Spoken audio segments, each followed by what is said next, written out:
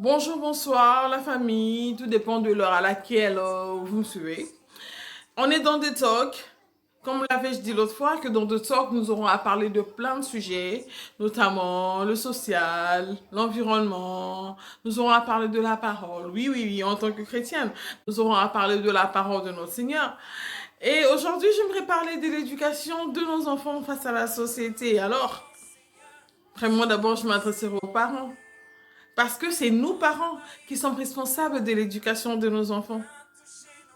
Et en tant que parents, nous devons savoir ce que nous disons. Puisque nos enfants copient tout simplement les comportements, les expressions des parents ou d'autres personnes qui influencent leur environnement. Et d'ailleurs, à ces sujets, il est important de porter un œil sur l'environnement où grandissent nos enfants. Car l'éducation que nous donnons aux enfants a une grande influence sur leur attitude face à autrui.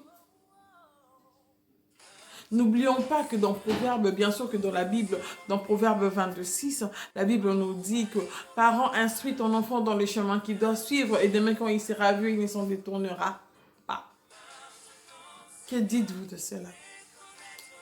N'oublions pas que nous, parents, nous devons avoir un dialogue franc avec nos enfants en les inculquant le respect, le savoir-vivre. Pourquoi pas certains principes religieux? Oui, c'est beau qu'un enfant connaisse la parole de Dieu. Bien sûr qu'un enfant de 6 ans, tu ne peux pas l'éduquer de la même façon qu'un enfant de 10 ans, 12 ans.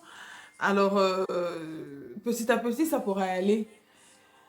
Je suis congolaise, hein, oui. Je finirai par dire, bah, par contre, il y a bana, pour bana bazana besoin de biso lobby. Bana besoin de biso pour l'avenir na bango ya lobby parce que l'avenir de demain, c'est les enfants. Je vous vois prochainement, portez-vous bien et que Dieu vous bénisse bien sûr. Au revoir.